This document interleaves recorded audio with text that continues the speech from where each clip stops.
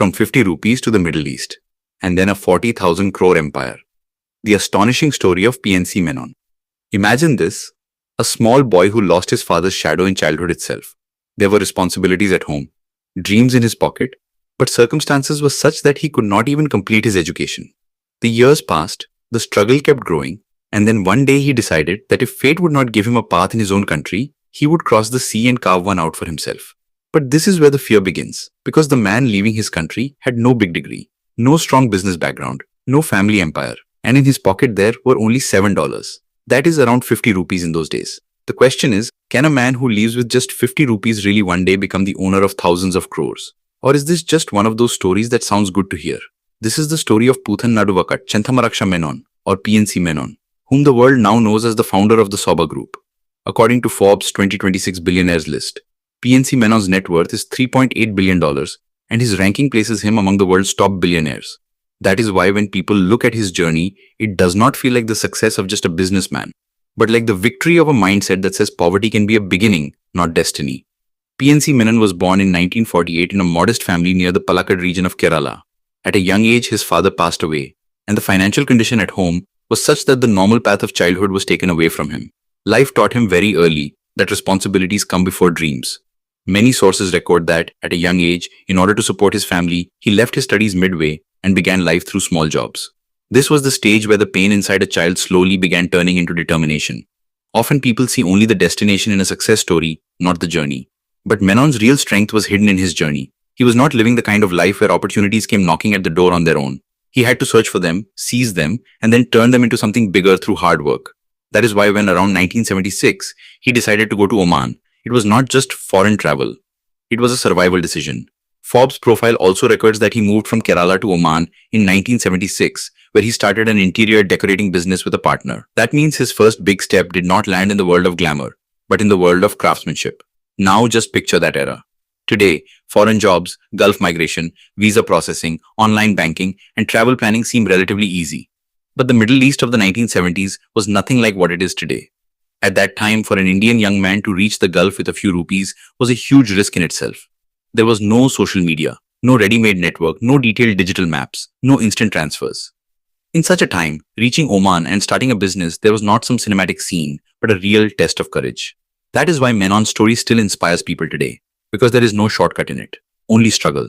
After reaching Oman, the path he chose was not ordinary either. He began with interior decoration and fit-out work. But his greatest understanding here was that he did not just want to work. He wanted to do the kind of work that would stand apart from others. His focus on quality, finishing, detailing, and craftsmanship slowly began giving him an identity different from an ordinary contractor. PNC Menon's official profile states that a major part of his career was connected with the world of design and development for palaces, royal facilities, and mosques. That means he did not just build structures, he built trust. Many people compromise on quality to make quick money in business, but Menon chose the exact opposite path. He turned the weakness of the market itself into his strength. Where many people were working at an average standard, Menon brought superior finish and disciplined execution. That is why in the 1980s and after, his work slowly began reaching royal projects.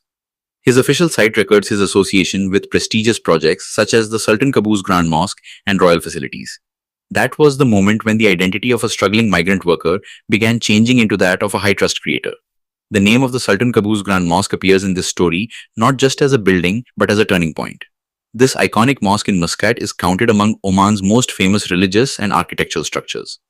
Its official and reference material mentions its grandeur, large scale, high craftsmanship, and international significance. The inclusion of such a project in Menon's brand story shows that his company was no longer doing just interior work. It had become part of the prestige architecture ecosystem of the Middle East. This is where the phase began in which his name started becoming known beyond Oman and across the wider Gulf region. His work reached elite circles in Abu Dhabi, Dubai, Bahrain, Qatar, and Brunei. For a businessman, making money is a big thing, but even bigger is earning a premium of trust. That is exactly what Menon did. He worked for those for whom a building was not just a structure, but a legacy. That is why his success did not come suddenly. It was built brick by brick, reputation by reputation, and through years of consistency. But the most interesting turn in this story was still yet to come. Even after achieving extraordinary success in the Gulf, Menon did not stop there. Many people settle into their secure zone after foreign success. But Menon took a different risk. He saw India's real estate sector as an opportunity. India in the 1990s was changing rapidly. Urbanization was rising, housing demand was rising, middle-class aspirations were changing, but housing with premium quality, transparency, and process discipline was still limited. Menon saw exactly this gap, and in 1995 he founded Sobha Developers in Bengaluru, naming it after his wife, Sobha Menon. Sobha's official site also states that the company was started in 1995, and that its vision was to bring international quality standards into the Indian housing market. Here, Menon did not just start a real estate company. He implemented a business philosophy. His biggest weapon was the backward integration model. To explain it simply, he wanted a company that would keep most things under its own control. From design to manufacturing, interiors, concrete products, glazing, metalworks, joinery, and delivery. The advantage of this model was that it kept direct control over quality, improved timelines, reduced dependency, and standardized execution. This model became so distinctive that Harvard Business School published a case study on the backward integration strategy of the Sobha Group. In the business world, it is often said that real estate is just a land game, but Menon showed that real estate is actually a systems game.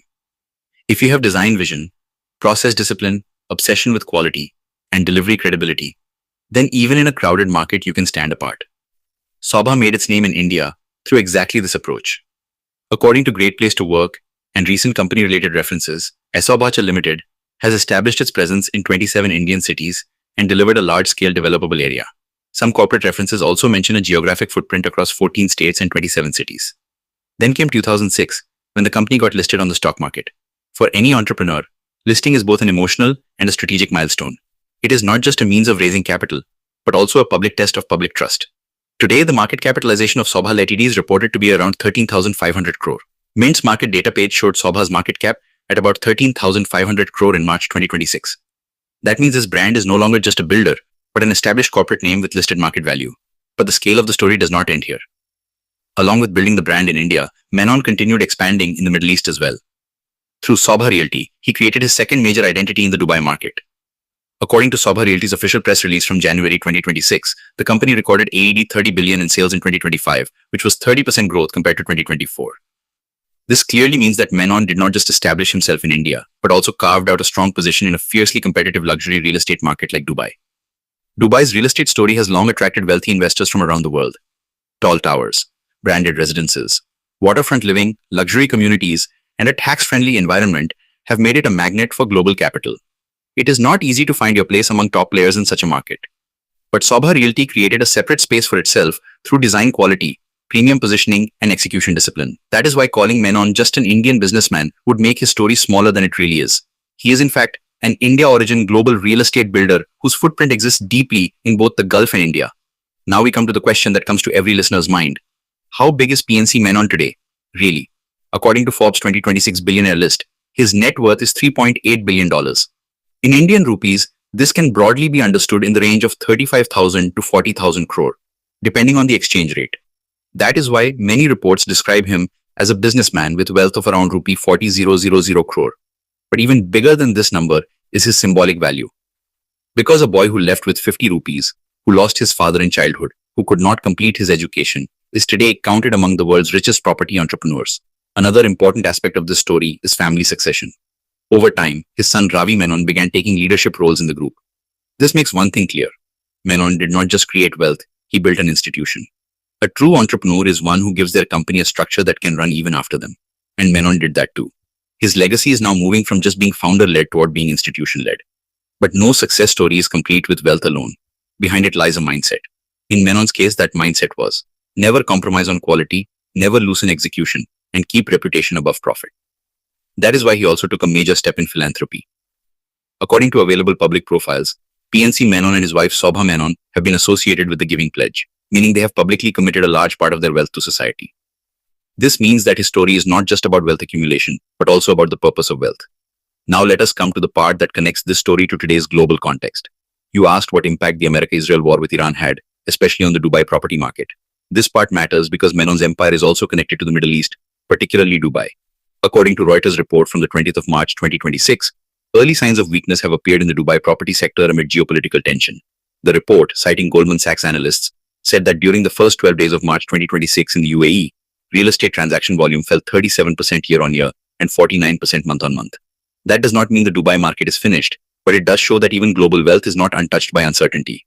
When missiles, security risks, oil routes, and political tension cast a shadow over the Gulf region, then even a sector like luxury real estate begins to feel a shock in sentiment. Another Reuters report also showed that amid war-related uncertainty, property-linked stocks in the Dubai financial market came under pressure, although some recovery was later seen through support measures by the UAE central bank. So even safe haven markets like Dubai can sometimes weaken before geopolitics. That is the biggest lesson in this whole story.